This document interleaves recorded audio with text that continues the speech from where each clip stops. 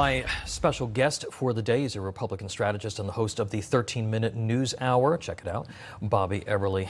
Bobby, I mean, this is history repeating itself. In my estimation, certainly those of our guests. What are you hearing out there when you talk to people? I know you've got a large network. You talk to folks every day. Right. Well, there's a fear, there's a concern, because as they pointed out, it's like anyone who went through 9/11, I saw Flight 77 hit the Pentagon. I was there, and you saw the videos of people dancing in the streets celebrating. That's my biggest memory from what we've seen in the Israeli attacks, of people dancing in the streets, I mean, from the Hamas attacks. And we have a border that's letting people pour in. So I think we were concerned about it from more of a financial perspective before, and the drugs and the gangs. But now this has just renewed the realization that terrorists are coming over too. And because the administration is outright lying about this, because they want everybody to believe that these are political refugees when they're actually economic migrants, and they never talk about the Chinese or the Venezuelans or the other folks that are on the terror watch list. All of these Muslim countries where they do have problems. Certainly not their whole population, but they do have cells that are operating in those countries. Absolutely. And the thing is that we talk about projecting strength as America. We have been projecting weakness. So all we have to do is say, forget these elaborate plans. We're just going to walk across the southern border. Whether it's Harris or Mayorkas or Biden, they outright lie about the condition of the border, like 9/11 never happened. And they're endangering the lives of everyone by doing that as well. All right, Bobby, stay with us. We're going to be talking to you throughout the course of the show. All right? Bobby Eberle is back with us. He is the host of the 13-minute News Hour. Bobby, I think it's so important. I know that viewers of the show, they know that I like to kind of keep things in perspective. So, there are people out there who are protesting Israel. They're standing up for the terrorists. We're going to be talking about this with a couple of college students in just a few minutes. That's right. But there are so many others who, Jews, Christians, people from all walks of life who are recognizing what this is and are standing with Israel. And I think that's very important that we keep that perspective. Absolutely. And I'm so happy that you bring attention to this too, because if you look at, legacy media, all they're talking about is these pro-Hamas rallies. And highlighting what's going on college campuses, which I'm looking forward to that story. But there's the other side to it. It's the other people standing with Israel and standing against terrorism in general. This is the epicenter right now. But I was just talking to a gentleman in Houston the other day. We were planning a trip to Israel next year to commemorate the walk. It starts in Germany, the walk from one concentration camp to another, and then we're going to end up in Israel. And now we have this, and it just shows the battle that the Israeli people have faced for centuries and millennia.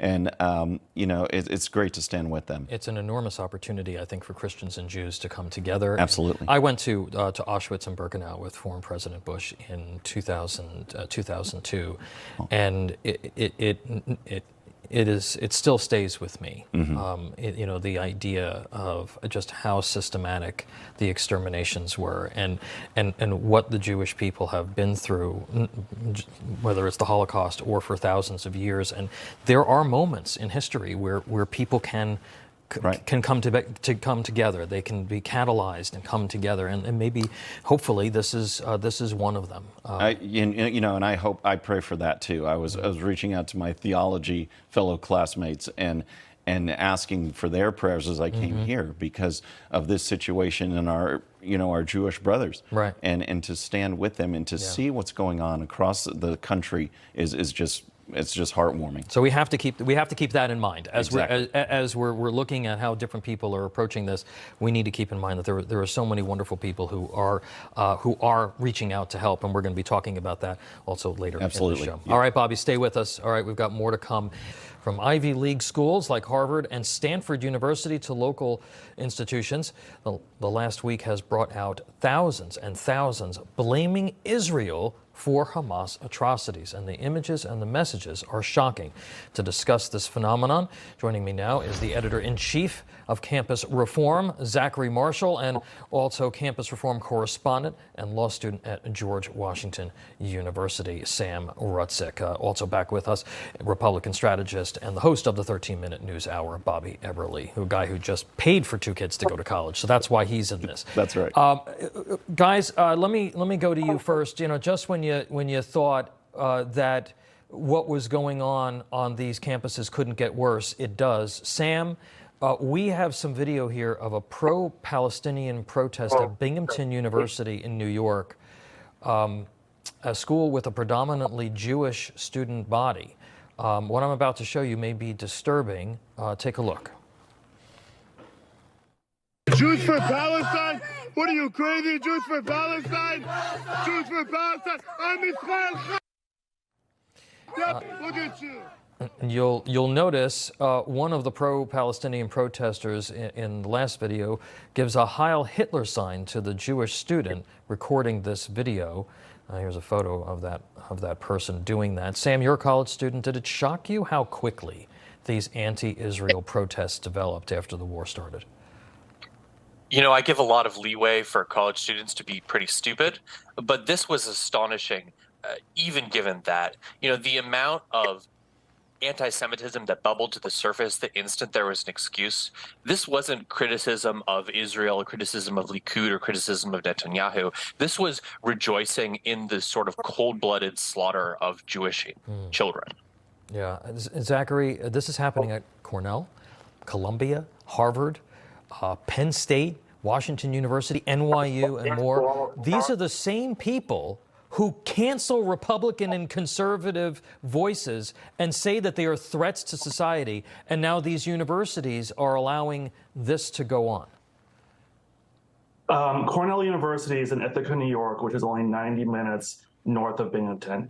The one picture your viewers can look at to understand what's happening on college campuses is the headshot of Darren Borders, who is a DI officer at Cornell, who's now in hot water because he put out a pro-Hamas statement. He has a Black Lives Matter and a Progress flag lapel pins in his headshot. This is a coordinated effort among faculty and among students over the last 2 generations in higher education to use intersectionality and leftist ideologies like anti-racism and social justice to peddle their anti-Semitism in polite society.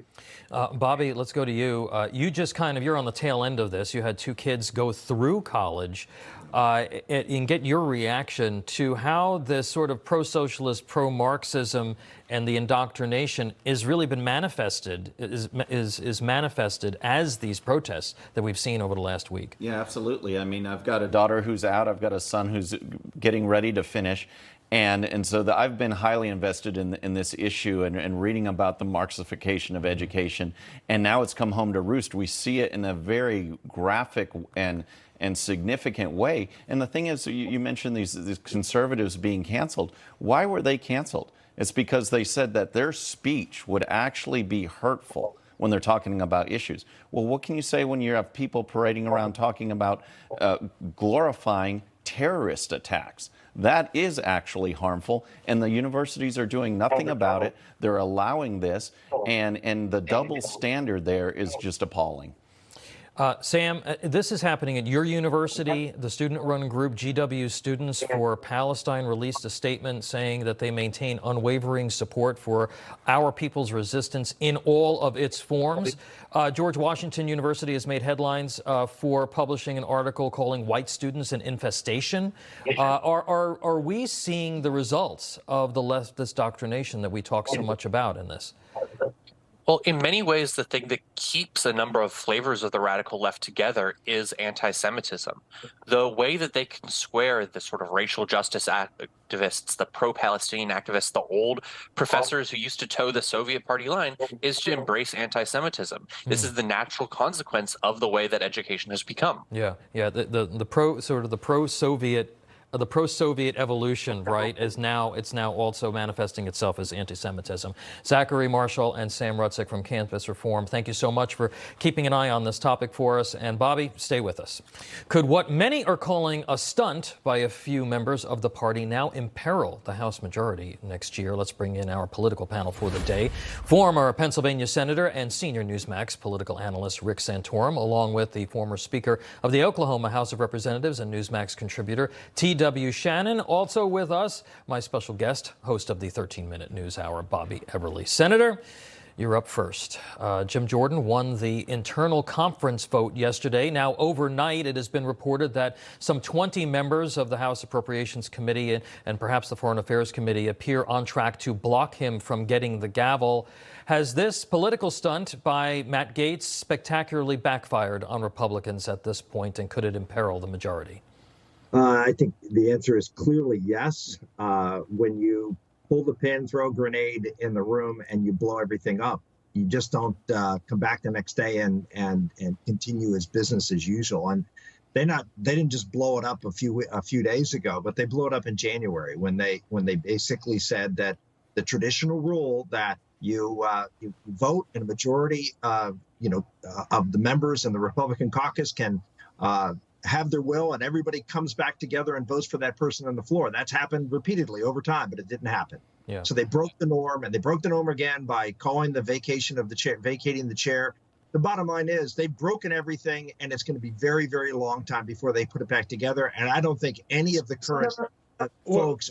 With all due respect, I've got to respectfully disagree. I think it was blown up, but I think Kevin McCarthy blew it up when he decided to start governing with the Democrats. Well, I mean, look, TW, I have to stop you, because I just, this is the type of thing when the American people are looking at a total paralyzed House.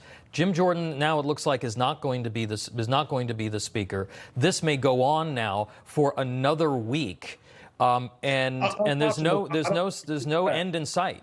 What are you accomplishing? I don't disagree with that at all, but the question was, where did it start? And it really started when Kevin McCarthy started governing with the Democrats. The American people elected a Republican majority. We've got to start governing from the right. It is unconscionable that we don't have a speaker right now. Republicans do need to come together and need to make a decision. We can't go forever without a speaker. Yeah. Listen, I've been involved in caucus elections. I've even won one in the state legislature, and they are brutal. They're not based upon ideology. Sometimes it's personal preference. But the truth is, you've got to be able to govern. But TW, you wouldn't go and start a war without having any way of or any plan for who would come next or what would happen next, other than you getting on cable news. I would say, and that's what it looks like some of these folks are doing. I want to ask you a question, TW. This is some of the video from Biden yesterday. The president, there he is. He unfortunately tripped a couple of times again going up the stairs. He did sound very strong in his support for Israel this week, but sources already say he's back-channeling to try to slow the Israeli offensive down. The administration's still getting flack for that $6 billion to Iran. All of this is a great opportunity for the GOP to stake out a strong contrast. But are they and can they, with this paralysis in the House? Real quick. Well, it's not happening as we see it right now. Joe Biden is a failing president in every way. His health is a matter of national security. It's not just a matter of scoring political points. This is national security. He seems unfit to lead. There's no record for him to run on. And I think Republicans have a real opportunity to not only take the White House, but also to win back the Senate and really lead in the House. But we've got to show that we can govern. And right now, we're just not doing that. It's not happening right now. Senator, let's shift gears and talk about the Republican primary. I want to get your take on a new poll that's showing Nikki Haley leading President Biden 49 to 43% in a hypothetical matchup. That's more than Trump, who holds a slim 47 to 46%, or DeSantis, who is statistically tied with Biden. We've been talking about when this field will narrow. Are these numbers a sign that this is really turning out at this point to be a three-person race? It looks that way. And, we are reaching the point coming November, December, a month or two before the Iowa caucuses, where some of these candidates, have to make a decision whether they're going to be in or out. I look at, some of everyone you haven't mentioned, And I think they have to do some serious soul searching, whether they have the resources, whether they have the grassroots team, whether they can look at a state, because everyone's looking at a state. Is there a state where they can make a stand and finish maybe second or third? And if you can, let me tell you from personal experience. And I wish I would have gotten out of the race in 2016 before I did. In retrospect, I think it was a mistake. And I would just encourage folks that dropping out is not a sign of weakness. Particularly in this particular race. All right, Bobby, that's not the only 2024 development that's raising some eyebrows. There are a few pop culture icons and influencers that garner a lot of attention. Podcast host Joe Rogan, Barstool Sports founder Dave Portnoy. Get this, they've now weighed in on the race for 2024, and they're telling their millions of viewers it's not Trump or Biden for them. Just yesterday, Portnoy weighed in on the primary. Very pro Nikki Haley. He says, every time she speaks, I become more impressed by her. Seems to be a huge fan of her. Joe Rogan said he told people this week who he would vote for. Watch this. He's a fascinating guy. You've interviewed him, right? Yeah, I really enjoyed talking to him. And what's really important is his work as an environmental attorney, what he did with the Hudson River. They cleaned up the Hudson River. So a lot of it based on him winning cases. Yep. And he really cares about people. He genuinely does. I think he's a good person. I really do. Would you vote for him? Yeah, I'd vote for him. Kennedy, he was talking about RFK Jr., who is running now as an independent. Bobby, your thoughts? These guys have a lot of influence. Tens of millions of people listen to them. Does it move the needle? Oh, I think it can. I think you, in one respect, with the Democrats on this side, you might be looking at a Ross Perot moment, because the following that RFK Jr. has and his credibility on some of these issues that were so important with COVID and the lockdowns, vaccines and mandates, he speaks to that. And that speaks to a big threat in American society. I think it spells big trouble for the Democrats. All right. And there's the big debate as to who it's going to hurt, who it's going to help. We're going to have to leave it there, though. Senator Rick Santorum, T.W. Shannon, Bobby Eberle, thank you so much. Appreciate you.